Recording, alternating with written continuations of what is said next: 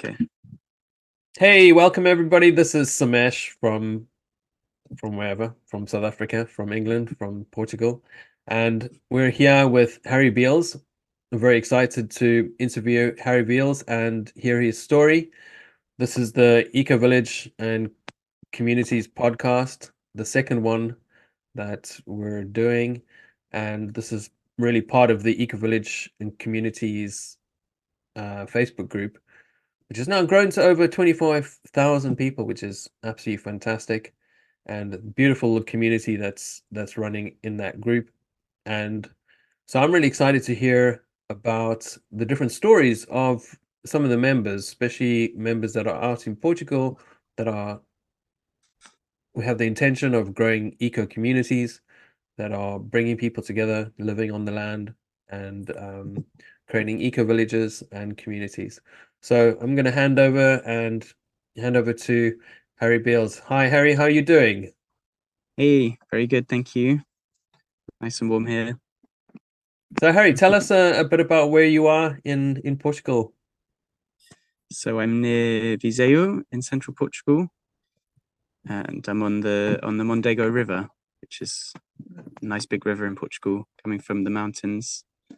So we're near the Serra da Estrela Mountains, the biggest in Portugal. And yeah, it's a very special quinta that I'm on. Fantastic. And tell us a bit about are you on a piece of land? Are you quite rural or? Yeah, it's a 10-minute drive from the closest town, and we're near a village. Yeah, it's a big agricultural land, 24 hectares, right on the river. So we have like 500 meters of riverside to ourselves. This is really wonderful. Wow, that's amazing.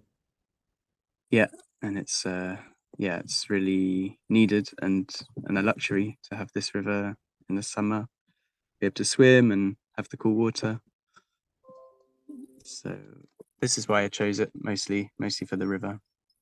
Great. And tell us the story of how you came to be in Portugal and how you came to find your land.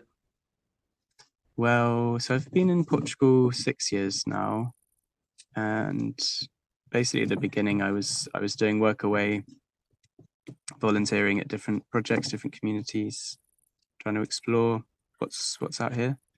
And yeah, kind of ended up in Portugal just by chance. Someone was driving here and I found a nice volunteering opportunity. And then I went to a rainbow gathering. That was the first special thing. So I'd heard of rainbow gatherings for years and never got to one. And I was staying in a hostel. Someone invited me, went to this rainbow gathering, and it was really like a different world. I don't know if you know them. Yes, yeah, I've been to a couple. Yeah.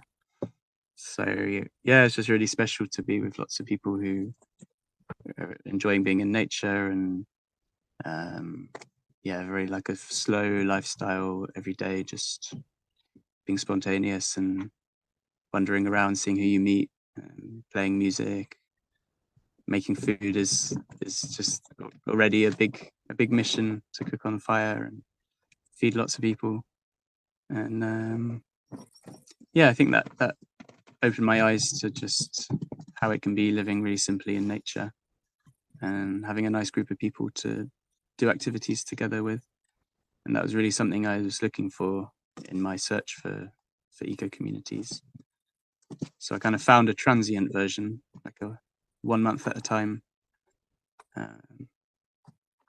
And then some people invited anyone to come to their land near the gathering after when it finished. So I ended up going to this land of, I think we were like 20 people from the gathering, and it was on a river, and it was my first summer in Portugal. So yeah, that was a very special introduction to Portugal, to experience the hot summer. And I'm coming from England, so I'm not used to that so much. And be on a river, had like a simple tent, and yeah, that was just amazing to be able to swim and enjoy the nature. It was very wild there. So it's a good introduction to Portugal. I really fell in love with it and realized, wow, I could just find a land on the river, and that's amazing.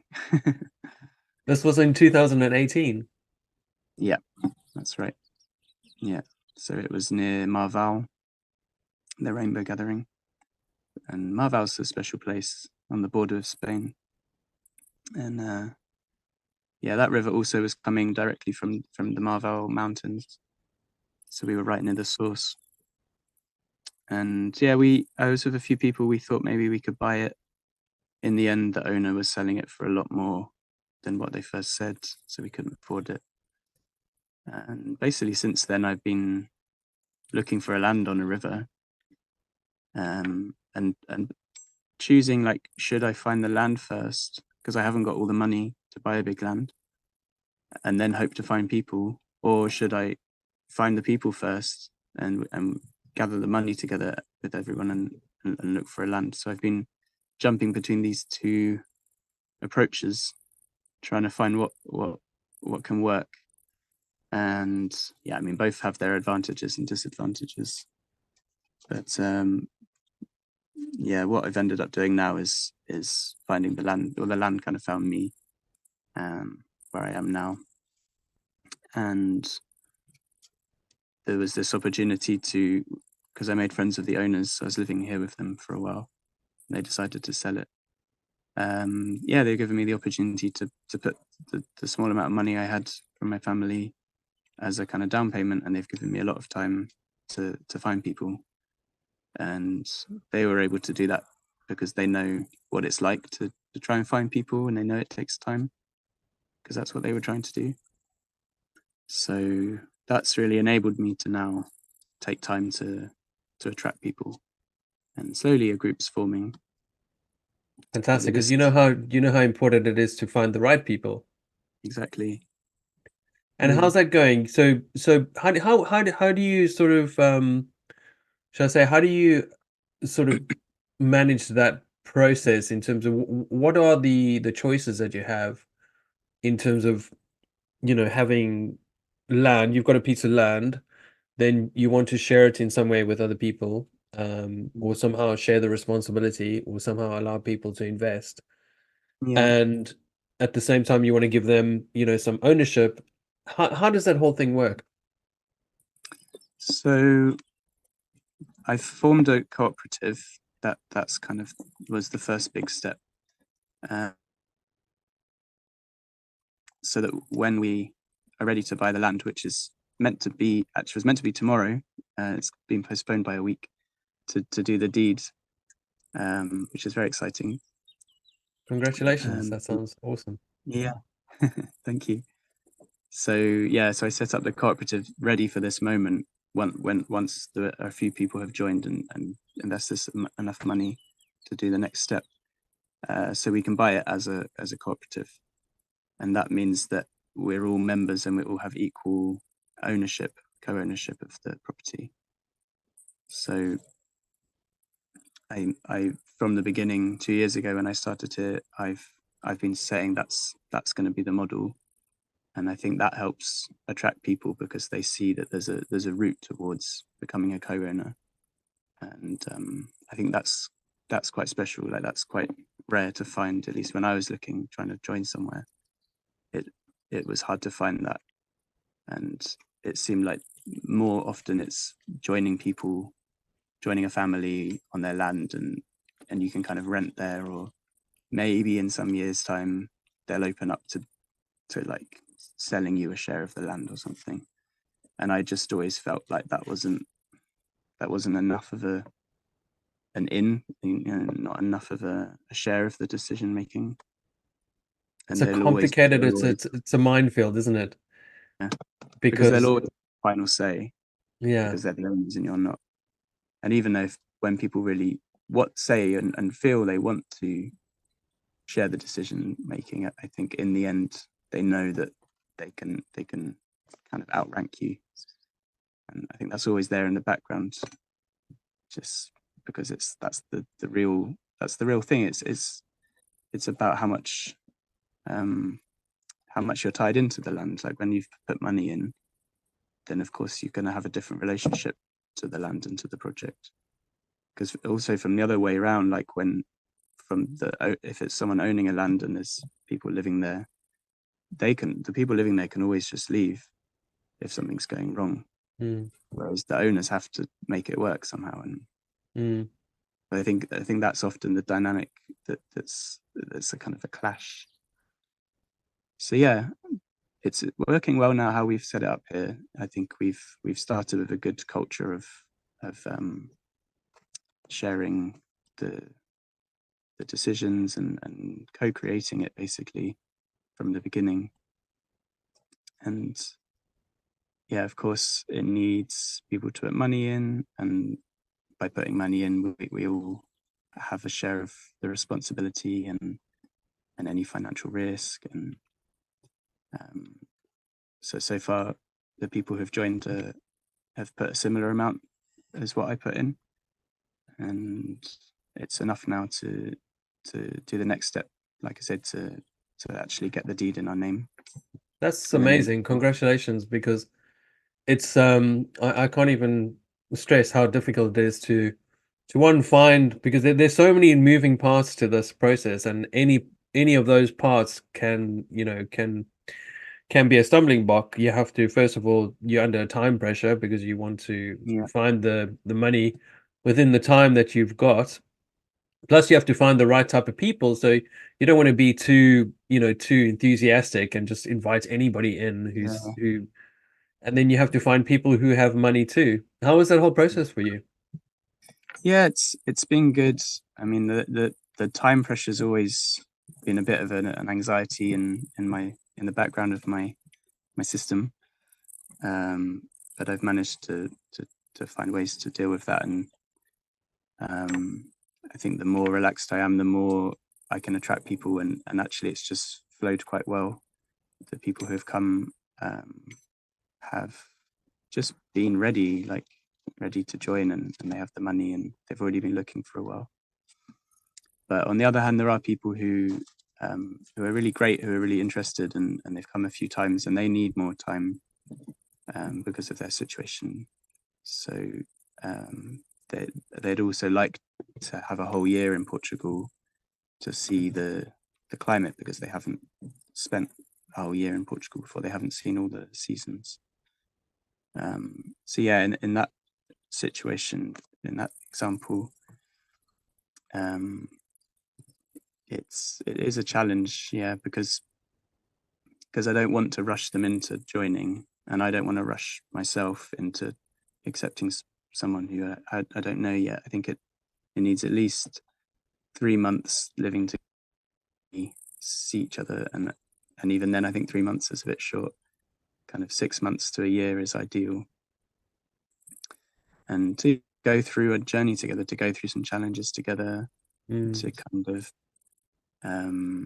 find the edges of our comfort together. And yeah, it's great being with people when everything's going well, but when something goes bad, or you have your first fallout, it's like how do you actually deal with that? And can you, because there's no doubt that whatever happens, you're going to have conflict, you're going to have disagreements, but it's just how you manage through those agreements, because you're really, in some way, you're becoming partners. It's almost like a marriage with people.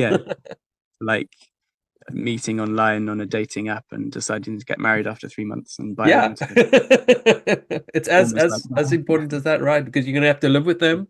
You're in a financial sort of relationship with them as well. I mean, it's important.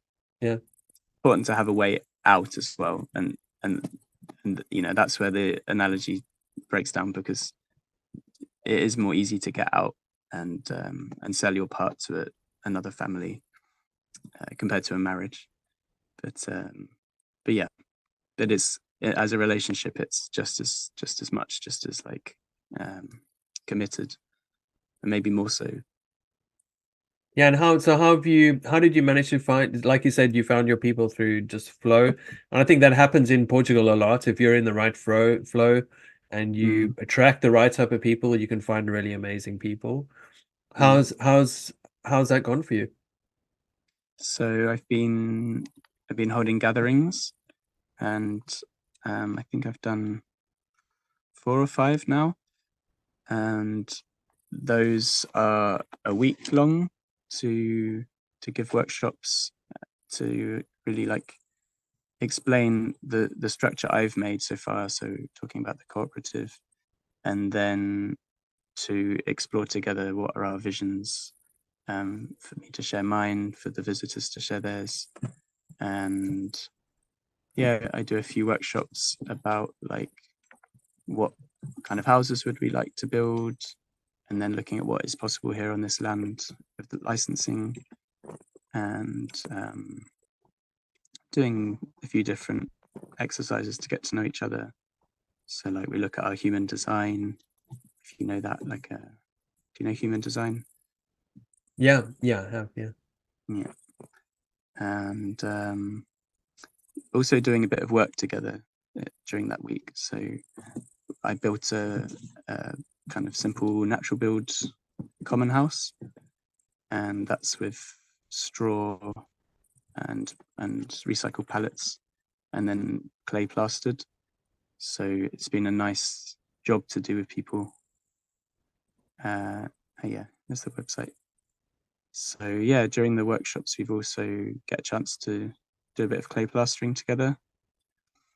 And yeah, like we were saying, I think actually doing that kind of work together is a special way, like a different angle to get to know each other.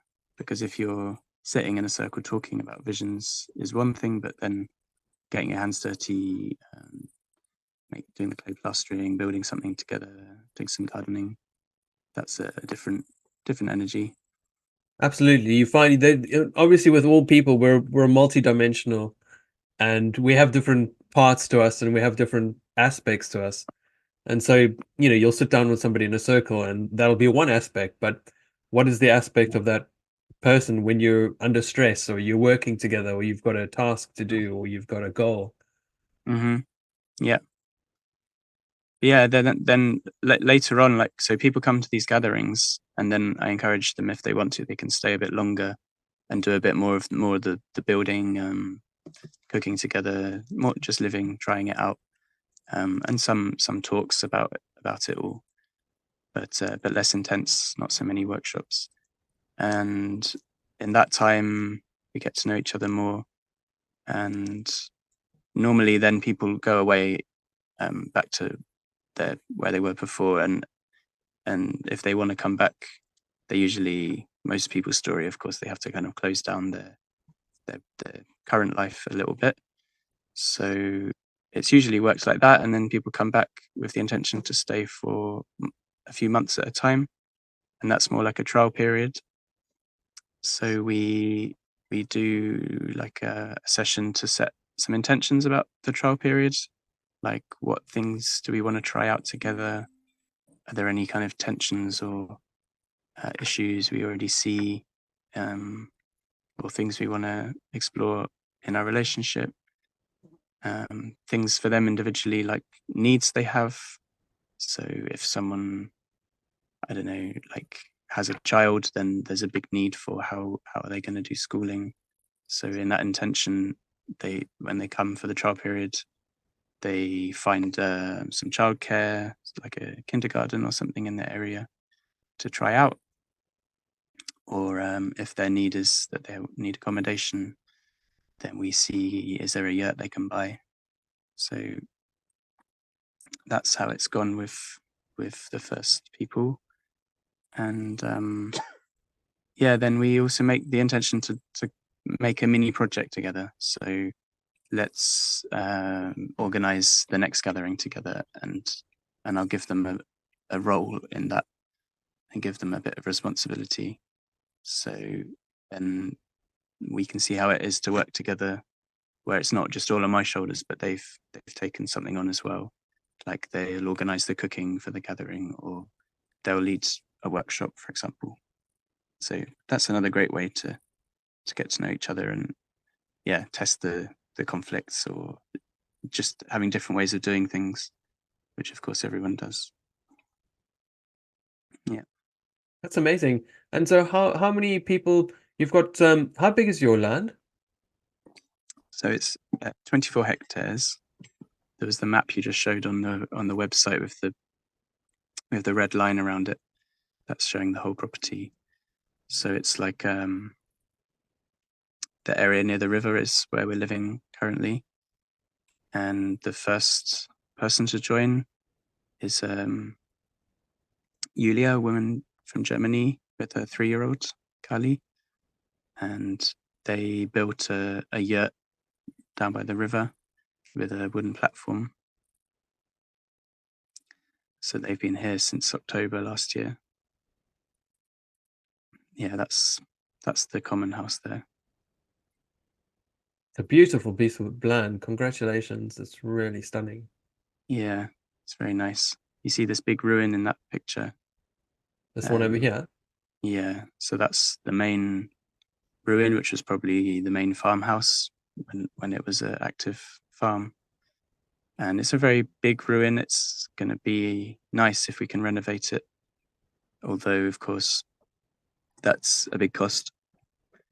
And it probably won't be the first priority because we could build simple natural build facilities with, we could build a lot more with that amount of money. So one day we hope to renovate it, but I think to start with, we'll start with simpler things. I love your the way the land is in terms of it's there's quite a lot of sort of hills, so it's quite hilly. It's not flat, but it's also not too mountainous either. Yeah, You find a lot in Portugal. It's either very, very flat or very hilly. And you've got a really nice gradient. You've got a really yeah, it's very diverse because there's the part on the river which has terraces that are quite wide, so there's quite a few flat places for building there. Yeah. And that photo is just a small part of it because it's 500 meters from there. Yeah, and this is from the upper part of the land above the road. So this road is dissecting the two parts. But it's a very quiet road just to the village. And this part on the upper land is very wild, and it's where the water lines are coming. There's 2 valleys there. So there's one with a big stream, and then the other water line is like flowing in the winter, and there's a spring there. So we have plenty of water in that regard. And yeah, this wild part at the top has some place in the future we could develop with some housing. But for now, we're focusing on the part near the river. And I think these hilly parts could be nice for reforestation. And it'd be easy to get water there because the stream is coming from further uphill. So we could run some channels into the hillsides, and yeah, that would be amazing. Fantastic. Looks really beautiful. Really awesome. See the stream there. How big did you say it was again? I forgot that. 24 hectares. 24 hectares. That's massive. Yeah. That is huge. So the upper part has potential for a lake as well, like a water retention lake because of the water line. So if we built like a small dam, which I've seen in Portugal, especially more in the south where it's more dry, that's a very common thing to do. And of course, Tamera, the big eco village in Portugal, started by building a big lake like that. And they really rely on it for their washing water. So yeah, Tamera was a big inspiration for me, and I think doing a mini version with a water retention lake here would be amazing. It's so important, isn't it? The water. Yeah. It just needs some knowledgeable people. Like they had a real world famous person come and design theirs. Yeah, it was the permaculture guy, right? Yeah, what's his name again? The key line. Yeah, the guy from, I think he's from Switzerland or something like that. Yeah. I've got Ernst Scotch in my head, but it's not. That's the Syntropic guy. Yeah. I actually did a permaculture course in Portugal, the permaculture design course, and I was really into all that stuff. But seeing as for the last few years I've been in the UK, I haven't thought about it once. What was his name? Oh my God. Totally lost now. Yeah. Very Oh, famous. Sepp Holtz. Isn't it Sepp? Seb Sepp? Holtz, that's right. Is Yeah. that right? That's it. Seb Holtz? Holtzen or? Have to look it up. Yeah, that's right. Yeah. Well remembered. Yeah, it just came to me. So yeah, I mean, like, I'd love to like bring him in, or someone who's learned from him, or someone who is involved in the Tamara Lake, for example. And I have met people on my way in Portugal who I think I could reconnect to again. And I have had offers for funding for example, for a water retention lake by someone local who's just really enthusiastic about that kind of thing. Wow, that's So, amazing. but yeah, I think that the funding is the part that's really key for this project, because like we were saying about the time pressure and not wanting to rush into people joining just because of the money, my model has always been to find social investors, so people who are interested in supporting ecological projects and social housing projects, who would be willing to make a loan and give us a few years to pay it back. So then in those few years, we can kind of take more time to find the right people to join as residents. And then the money they invest into the project can be used to pay back the loans. And Sounds like a then we great can model. Well done. yeah, it should work. Just need to network better and find the right people. And then we can offer interest as well, so that there's that incentive. And yeah, that's what I'm working on now. Now we've got the co-op, we're about to do the deeds. I think then we're in a good position. Maybe you can go to the page at the top where it says get involved. So this is kind of where we're talking about the funding. So we're inviting people to donate or make an investment loan, and these are our targets at the moment. So we've raised 55 so far, and that's enough to do the deed. And then the co-op will be the owner of the land. But you see there, we need to raise 65,000 more. So it's we're about halfway, because it's 55 plus the down payment I made. So Which we're is just over not halfway. at the end of the day, it's not a huge amount of money. Exactly, that's the thing. Not. Compared to like some big housing project in a city, which would be millions, it's kind of a small amount. Yeah, it's small change really for some. Yeah, exactly, for this type Yeah. of project. So you're not asking for a huge amount. There must be somebody No. out there. Come on. There must be somebody out there. Maybe they're Yeah. listening to this video right now. Hopefully this Yeah, podcast and will help find the people. And that's right. It's got to be the yeah, right person though. You don't want to rush into these things because you might find somebody who's got the money but just doesn't fit into the project. But there's yeah, definitely somebody with the right money and the right attitude yeah. out there. We need to have a good kind of investor relationship. But if they're making a loan and they don't have any intention of joining as a resident, then yeah, the important thing is that they see what we're doing, they see the social and ecological benefits, and they want to support it, and that can be enough of a reason to loan to us. Yeah, and then there's, as long as the agreement is clear and you've got it written out and you've Yeah, got that signed, then it's yeah, less of a yeah, it's less of an opportunity for things to go wrong, really. yeah. And we've had one loan already from a friend, which was 20,000, and we did it properly with a loan contract, with a lawyer, and signed at a notary office. So we've got that experience, and we can reuse that contract or adapt it. So I think it's a strong offer, and once we have the deed, it's a slightly stronger position as well.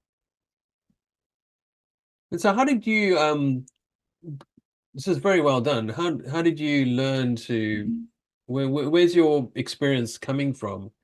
Having to, come up with all this projects and how it's all set up, and how did you learn how to do all this? I kind of decided, like, after, because I went to university, I studied biochemistry, and halfway through the degree realized I didn't want to become a research scientist because it felt too disconnected from the real world. And I kind of got more interested in consciousness, more from the philosophical side, and also the biochemistry side.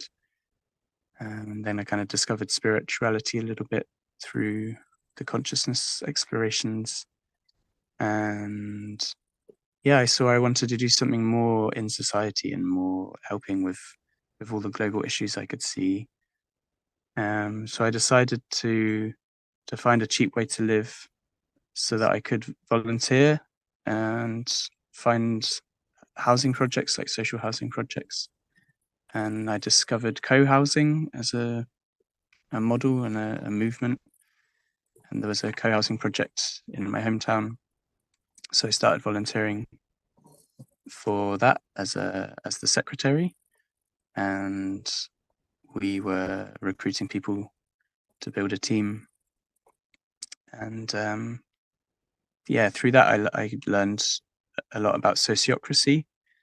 And I was acting as the secretary using like the sociocracy methods. So I learned a lot about facilitating the meetings and keeping the records. And like in sociocracy, you're always revisiting the decisions that you made. Like you always set a kind of time frame to revisit decisions. So yeah, I had a system for that to know which things we needed to look back on and like evaluate.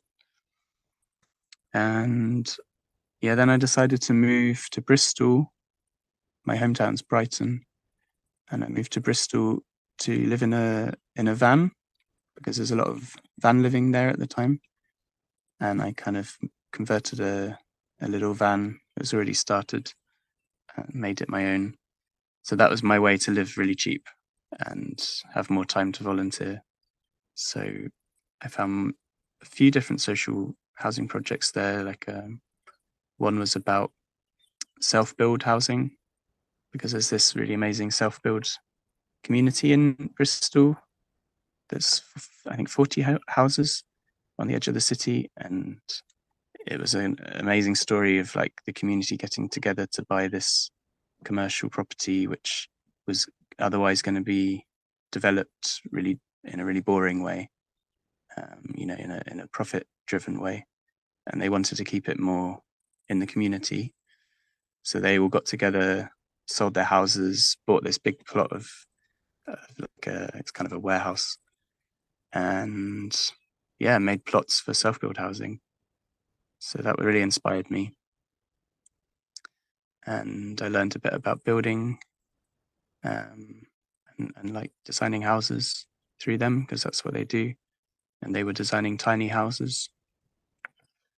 And yeah, then I was volunteering for a project that had the intention to buy empty office buildings, because there's a lot in Bristol. You know how they build up these fancy office buildings, then after 10 years they're not really fit for use anymore because they don't have the most modern servers and computer systems and things, and they're just seen as out of date, so they build more office buildings, and these old ones are just left standing. It was a real problem there.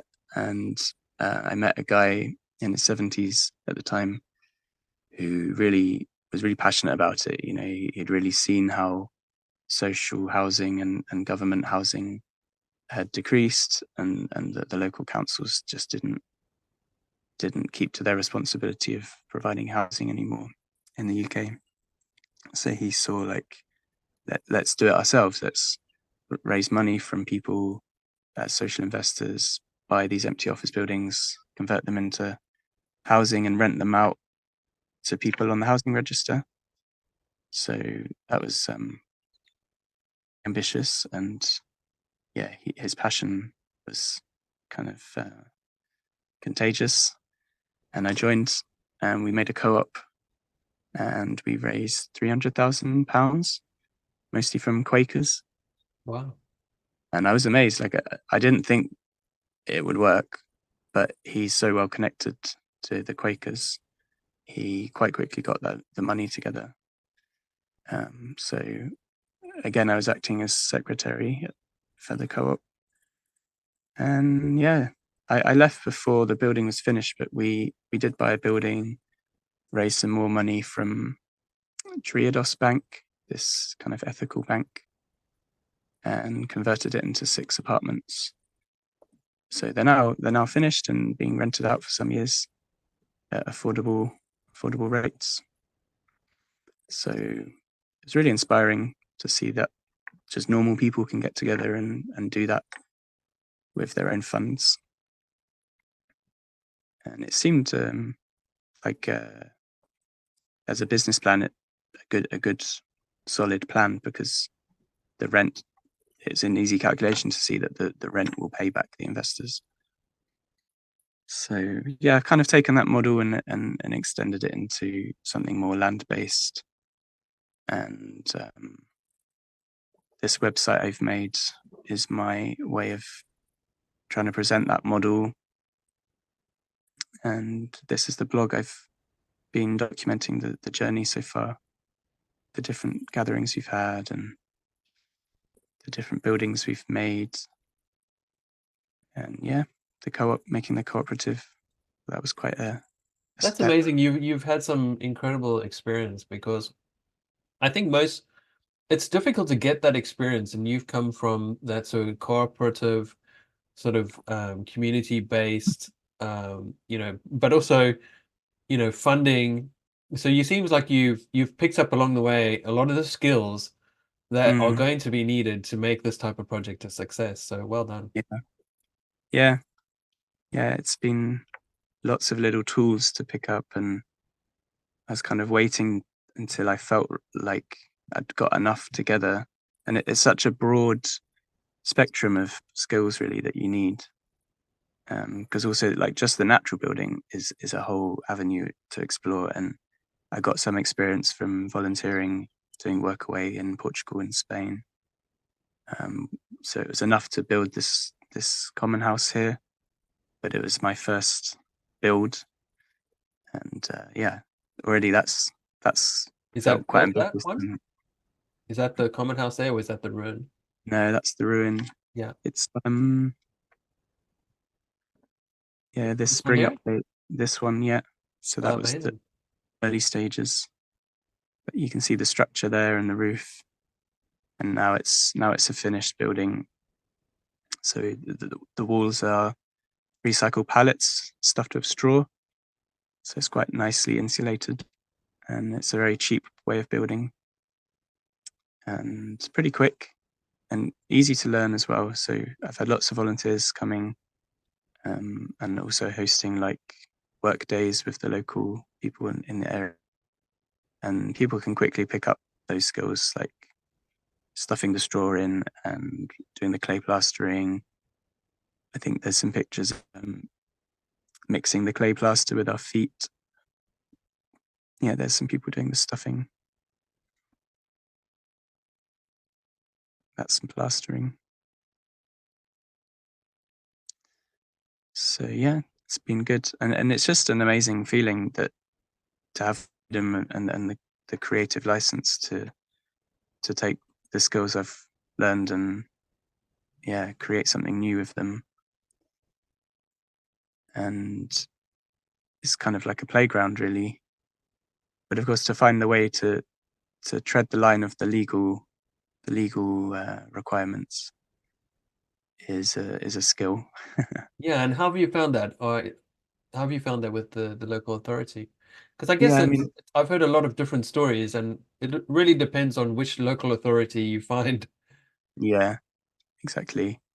So I started by going with the owners of this land when they were offering to sell it to me, and we went there together to the Camera, the local council, to say, hey, you know, I'm interested in buying it, and this is what I want to do. And I just was honest and just said, I want to make an eco-village. We want to have individual houses and some common facilities. And he was amazingly, he's really understanding and he likes the idea. And I think he's already aware of that kind of project. And he already had a document about how that's possible, because there's only a few options of ways to build with several houses on the same agricultural land. Normally you're only allowed one house per quinta. So he's recommended rural tourism or agritourism. And I was aware of these. So I've been discovering more about that with some architects. And this first house I built, I registered as an agricultural building, and that was quite straightforward. And now we're going down the route of still seeing how that's going to be, but it should mean we can have camper vans, camping, temporary accommodation, and then some more solid houses which would still be counted as temporary, so they wouldn't have concrete foundations.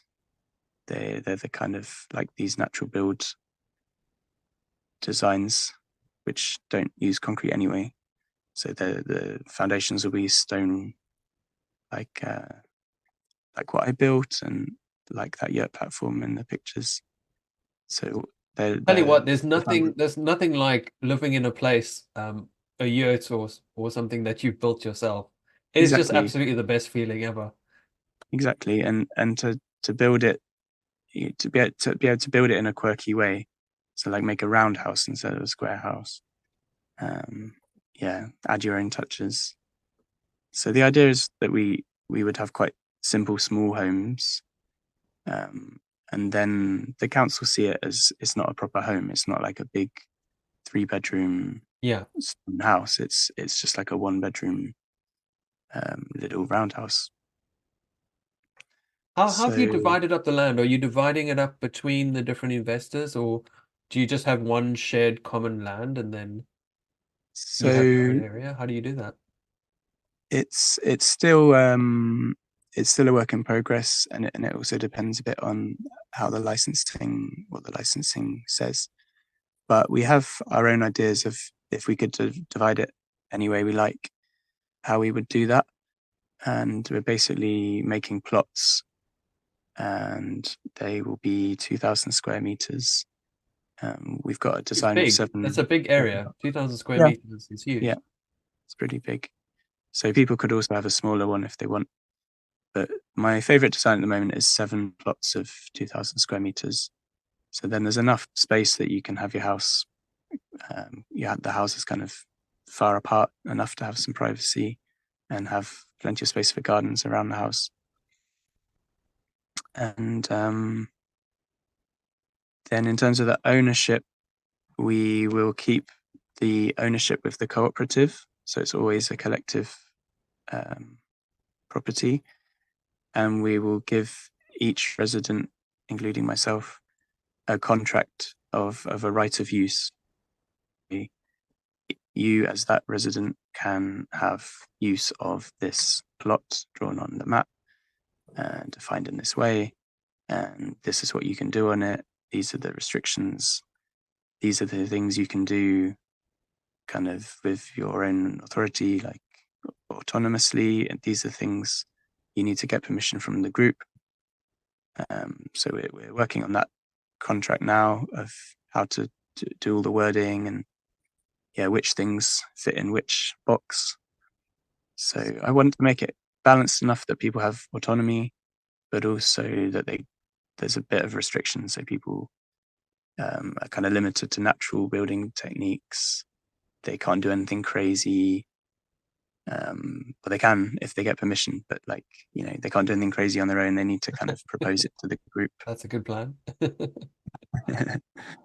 And in terms of things like animals, like maybe people have the autonomy to have X amount of chickens or a few sheep, but if they want something like a whole herd of goats, or they want to rear cattle for meat, like that's needs permission.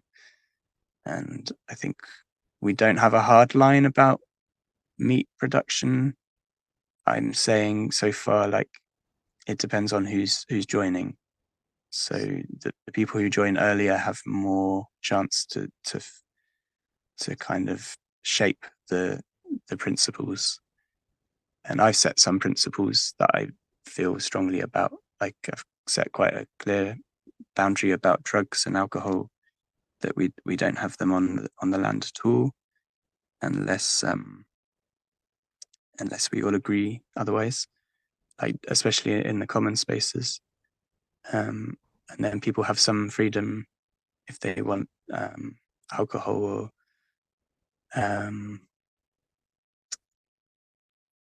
certain things in their own space, but there's a boundary to not have regular use. So it's interesting trying to word that in a way that's it's an interesting challenge to navigate. Yeah. So because people come with all sorts of habits, don't they? Exactly. But by restricting it quite strongly in the common spaces, the idea is then we can support each other with our habits. So there's kind of a principle of, if you're coming to this project and you have habits, ideally you're wanting to reduce them, or you're at least conscious of the habits. And then in the common spaces, we hopefully don't trigger each other. Like for me, I don't want to be triggered with sugar, so I don't want people to bring a cake, because I'll eat it. I can't stop myself. But if I was trying to choose myself, I wouldn't. I'm trying to not eat sugar. No, that's a good one. That's a good one. The more you can stay away from, it's a drug. It's as addictive as heroin, sugar is. Yeah. So this is the common space now. On those previous photos, that's how it is at the moment. So you see, we've got a little kitchen and a wood burner, and the walls are plastered now. So amazing. Well done. Well done. That's really, well. you know, the amount of effort that it takes to do these projects, I can't even begin well, I can imagine, but just to say, if somebody's never been involved in one of these projects, the amount of effort and energy and focus and attention and work that goes into creating something like this is phenomenal. To create that structure, it's work. It's a lot of work. It's a lot of time. It's a lot of investment. It's not an easy project. Yeah, it's a lot of juggling. It's a lot of like many different aspects which are all connected, but you've got to juggle between them. And I'd love to just focus on one thing, but if I focus on one thing too much, the other things are being neglected, and they can start to fall apart.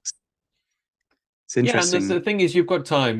There's no rush. You know, this will develop over time, and it'll just constantly get better and better and better. Yeah. But like when we were building the house, I was still trying to make the co-op, and it's such a different energy and a different type of work. So to go from like on the land doing the building, and then I've got to switch mode and go work on the computer and think about bureaucracy and agreements, and it's difficult to jump between all the different modes. Very difficult. There's a lot on your shoulders. So well done. You're doing great. It's very very impressive, very inspiring. Yeah. How many people do you currently have on the land who've actually are living there? So there's the 2 adults and 1 child living here full time, and then another adult and 2 children who are here part time. And then there's 1 family of 2 adults and 2 children who are starting a trial period in the autumn, and they've had 2 visits this year. So it's still quite a small group, and it's been a lot of volunteers. And how big are you looking to grow? You said how many plots of land? So that design is 7 plots. So we're thinking like 15 to 20 adults Uh-huh. plus however many children. And then you have Um, volunteers on the land as well? yeah, mostly in the summer. What's So the weather like in winter in this area? it's plenty of rain. It's just one reason I moved to this area, because I did live in the south for some time and it's too dry there. So it's been quite wet in the winters, and the temperatures, like, it gets a bit frosty. I think it goes just a bit below 0, but it only seemed like 10 to 20 frosty mornings. That's how my memory remembers it, or counts it. So yeah, I live in a yurt with a wood burner, and I just light it for a few hours in the evening, and for me that's enough. And then in the kitchen we have a wood burner, and it gets pretty cozy in there because it's the straw insulation keeps it warm. So yeah, you need welly boots, the gum boots. But yeah, it's pleasant. Like you get sunny days in between the rain, and then it's like, wow, I'm back in shorts and t-shirt in the winter. And I guess you've got some plans to grow your own food. How sustainable are you Mhm. planning to be?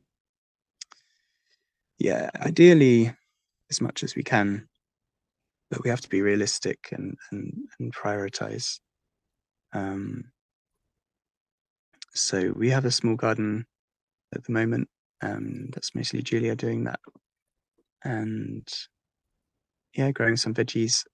I'd love to be doing a food forest design throughout the land. So the way I imagine the plots is with some space between them, which would be like a common food forest, and the people who live on the plots can kind of manage the food forest closest to them. So that would be a lot of fruit trees with maybe some veggie plots in between and some perennial crops. And yeah, maybe in the future we could explore crops, because that's probably what this farm was growing originally. There's all Is the the flat land fertile? terraces How's in the the river. soil? It seems good. We need to investigate it more. It's gets more sandy the closer you get to the river, of course, but the river floods a little bit on the lower terraces, and I think that's where crops were grown, and you get some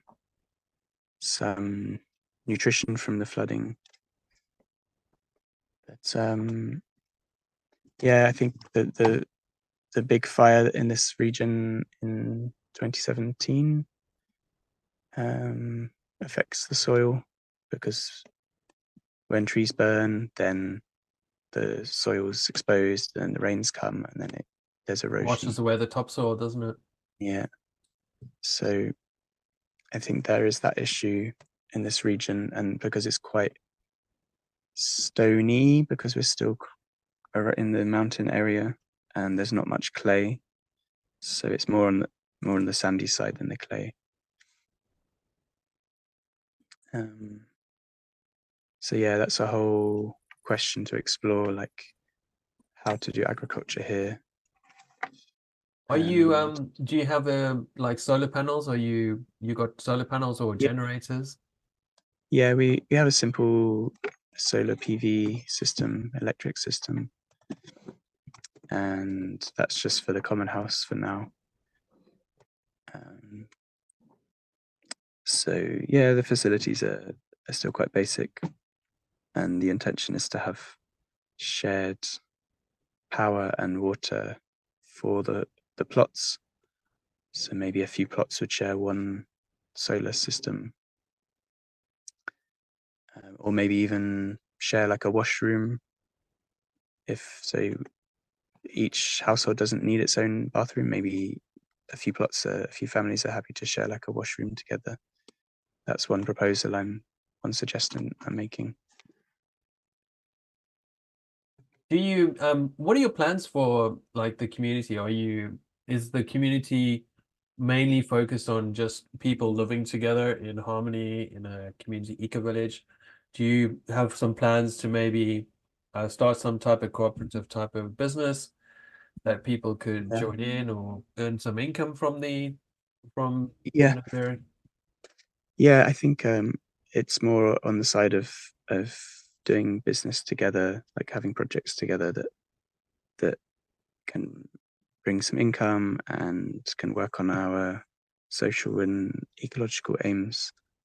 So you've got the rural tourism campsite. I guess that's one sort of yeah, income generation. and we're not imagining to have like lots of tourists all the time, but it's more so we can have events, because we'd love to have a space to do courses. Yeah, So we imagine like a permaculture design course, sure. inviting a teacher to come and hold that. Um, the same with natural building. Imagine inviting like a natural builder teacher, and then yeah, it's a great way we can have some income. We can host. We can um, and we get some input from it, because we get something built, or we get like a permaculture design, and we get to learn as well. So hopefully that's ticking lots of boxes, and it gives little jobs. So a few people can have the job for running the kitchen during the events. Someone can have a job of doing the promotion. Someone can be offering yoga or massage during the events. So it's a nice collaborative project business that we can all have our input and offer our specialities and our skills. Otherwise, like producing things, we have different ideas, and it really depends who comes. But if someone has like a craft they do, or produces like natural remedies, I'd love to grow edible mushrooms, for example, and sell them at the market. I think that's a nice little business. So Where's your closest town? What's your closest town here? it's Nelash. Maybe you can find, it's just south of Viseu, Nelas. So ES. there's Beales. AS, yeah. AS. Nice.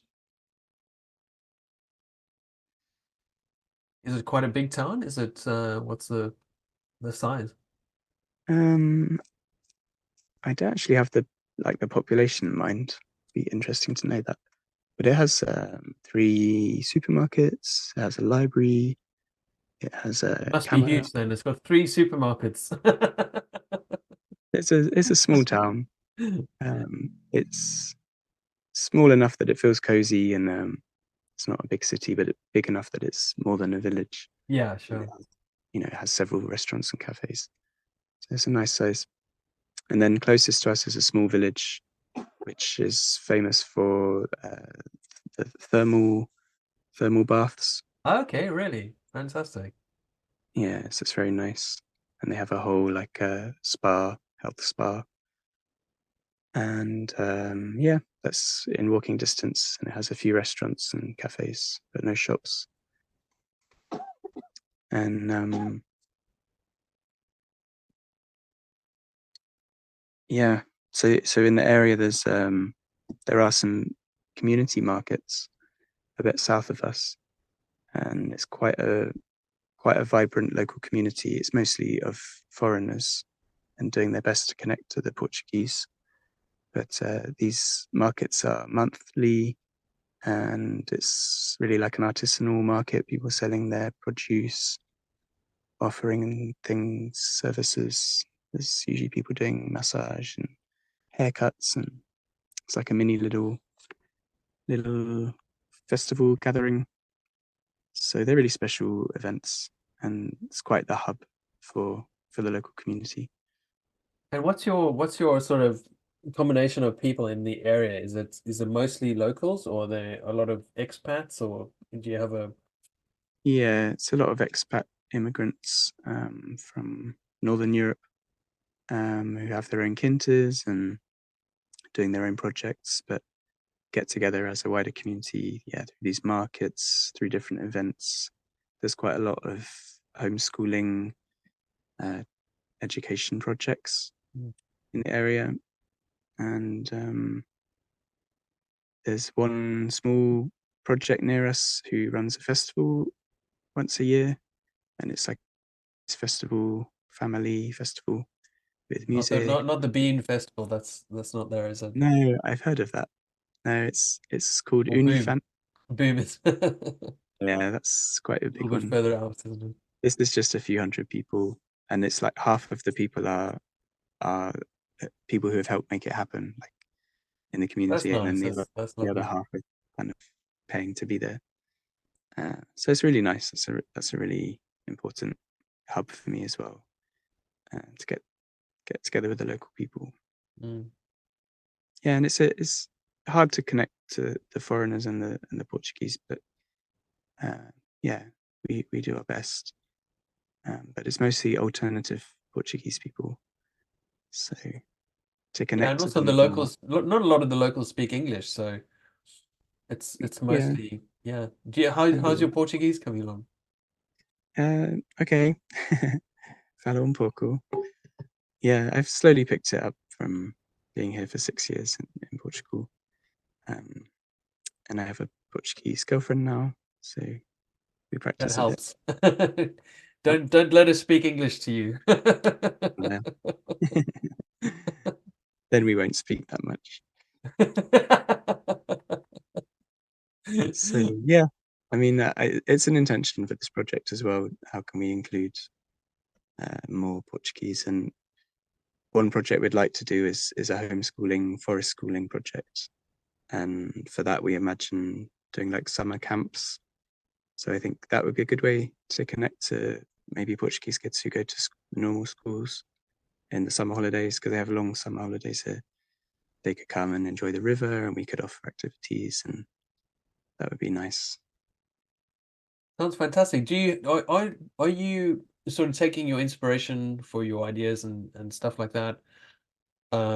Maybe modeling some of your ideas from local any eco villages that are successful, that you found inspirational, maybe that are close to you, or A little bit. I mean, it's quite general. I think general eco village ideas, like about having homeschooling, being self-sufficient with food, natural building.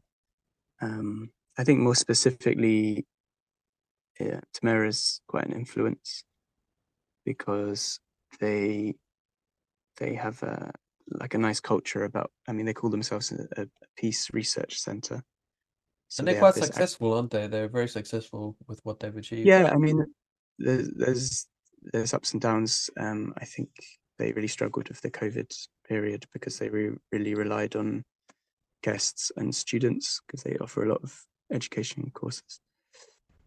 So I don't really understand their economic model. It seems strange to me that, um, but yeah, it's just different.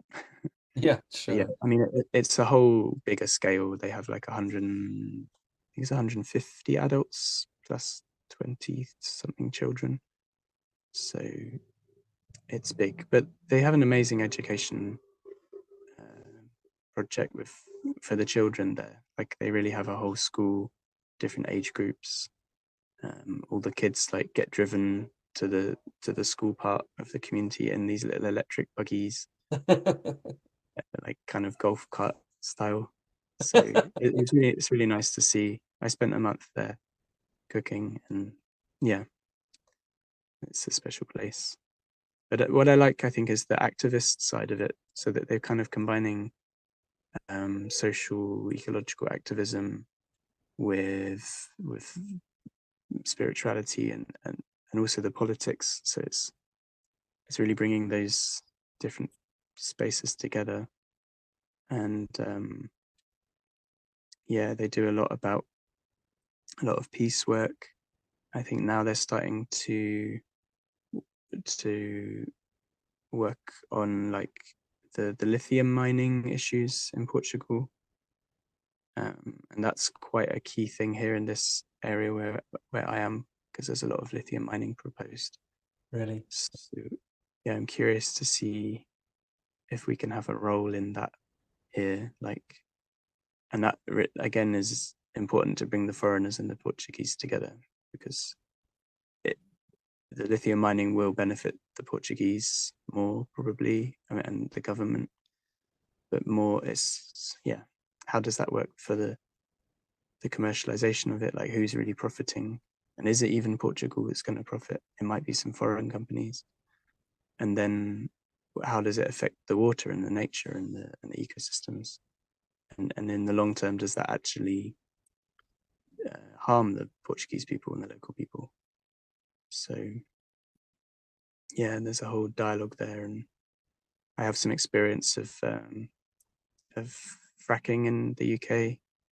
I went to a lot of anti-fracking camps, and I don't know if you know Reclaim the Power. They do like mass trespassers on to coal mines and things like that, but like as a family-friendly event Well, it where looks they like they got the right person there to to shed light on anything that you need to. You've had all the yeah experience.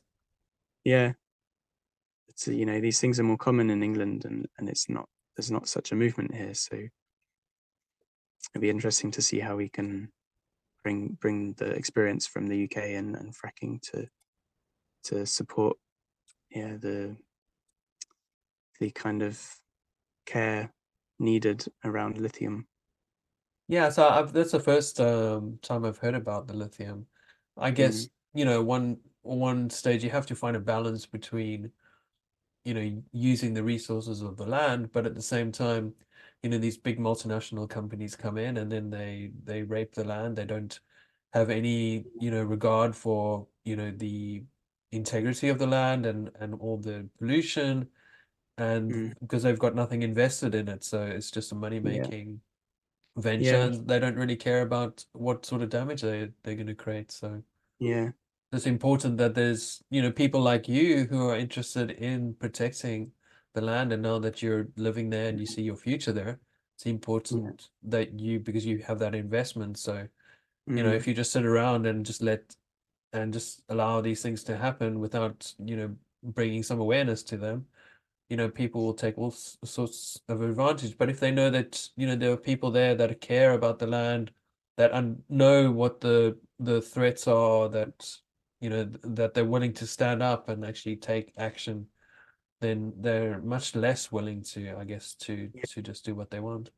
yeah yeah yeah and there are Portuguese groups raising awareness of that and about the water. And yeah, I mean, it's interesting because at the same time, I've been buying lithium batteries for power tools. So my phone has a lithium battery, so I am using it. Yeah, that's the thing. It's not so much that you're against the fact that there has to be some level of mining. It's like, if we quite hypocritical if we say, okay, well, we're against lithium mining, but in Yeah, Africa you can mine as much as you want, yeah, because we're going to be using the batteries, right? This is, you're in yeah, the phone, they're in everything. But yeah, can we, if we're going to do mining or some type of, resource extraction, can we do it with responsibility so it doesn't damage the environment or reduces the damage as much yeah, as possible, and yeah, protects the local people? Because it's often these multinational companies that come in, they do their mining and then leave an absolute disaster that takes hundreds of years mm, to recover from. yeah, And they don't care about the local people, they don't care about the health impact. And that's been shown all over the world, with the oil companies who have, done massive yeah, damage wherever they go. yeah, And and it has a massive impact on the local people, but the local people they've got no power to actually stand up for their rights in these yeah, exactly. circumstances. So Yeah, yeah. So that's where community is important, to really support each other to stand up to these things and be informed. And have a voice. Great. Well, that's fantastic. Fantastic that you're aware of these local issues, and you have some awareness of the local population, and it's going to take a group effort to protect your land and protect the environment and to protect the community for everybody's sake. Mhm. So well done. Yeah. So Harry, is there anything? I think we'll probably end it off now. I need to get a cup of tea. Yeah. Is there anything that you want to say, that anything that you need, any sort of call out, networking, people, volunteers, Mhm. funding, that you want to put a message out there so people, or how can people get involved in your, Mhm. so the eco village is called Guarda Rios Ecovillage. Guarda Rios. Yeah, Nice. that's the word for the name for the kingfisher bird in Portuguese, Very nice. because there's a lot of kingfishers on the river here. And literally it means river guard, like river guardian. So it's a nice play on words. Yeah, I mean, I put a call out for the two types of people really, or the three types, like you say, like volunteers. It's great to have help, and nice we can offer what we can here to the volunteers. And yeah, that we're really looking for families, individuals who want to live this lifestyle and feel ready to start and have some pioneering energy, and interested to join, and they can come visit. They can join the gatherings when we have them. We have one in September, so we will start advertising that, and that's the best way to get to know us. So I Yeah, guess and then the best way is for people to go to your website, and can they sign up for a newsletter or something like that? we haven't actually got a newsletter as such, but they can keep an eye on the website to keep an eye on the blog. And that is something I should probably set up. Yeah, is a newsletter, so they can get notifications when we post more things. Sure. So But have you got something set up? Because I can help you set that up if you like. yeah, that might be helpful. It's on Wix, so maybe there's already some system in there for Yeah, that. there is. Yeah. Yeah, I can check it out. But yeah, otherwise we have a Facebook page, which is linked on the website, and Instagram, and yeah, and otherwise contacting me and keeping in touch Great. is You the want to best. just say your email address? It's healingecocommunity@gmail.com. healingecocommunity@gmail.com. Fantastic. I'll put that in the notes of the video. And that's there Fantastic. on the website. So the other call out is for investors, social investors, people who want to support financially with a loan to the project, which really helps us with our funding goals for buying the land and helps reduce the time pressure for finding residents to join and invest. And yeah, we can talk about what interest is needed, and we have a contract ready to sign for loans from one we've had so far already, that we've already received. So really interested to talk to people who are on the investor side and see what they think about our pitch. Wonderful. Wonderful. So I want to thank you. Thank you so much for sharing your vision of the eco village and the land and all the work that you're doing there, and the inspiration that I'm sure people are going to take from Yeah, your passion that you have for creating this eco village. yeah, hope And so. yeah, I can't stress how different, how much I admire you for what you've achieved so far, because it's really not easy. It's not easy to find the land. It's not easy to set up all the systems. It's not easy to bring all the people together. There's so much against you. There's so many challenges you need to overcome in order to achieve that vision, that dream of living on a piece of land. Like it should be so easy, right? But it's just not. Mhm. It should be so easy, you would think.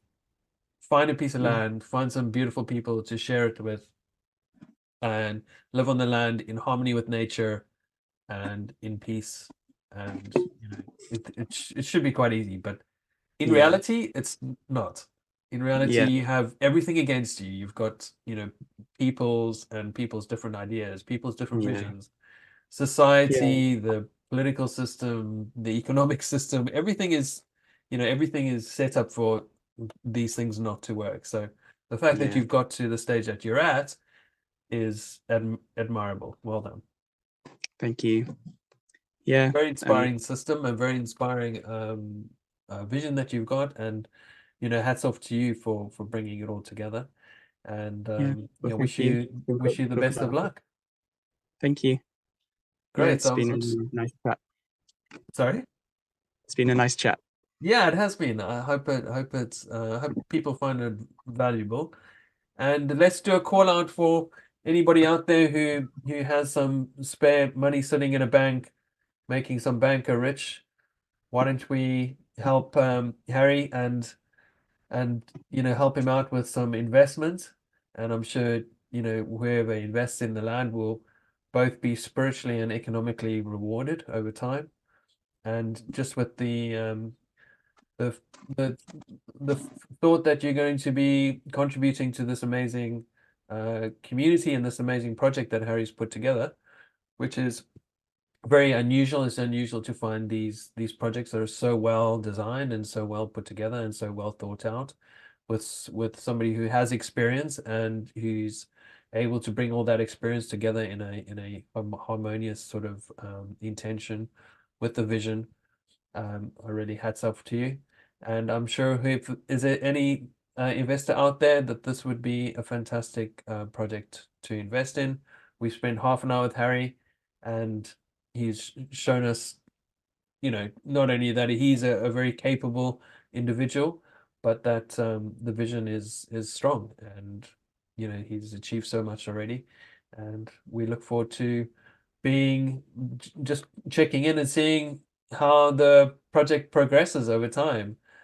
Yeah. And yeah, so keep on checking in with the Ecovillage community Facebook group.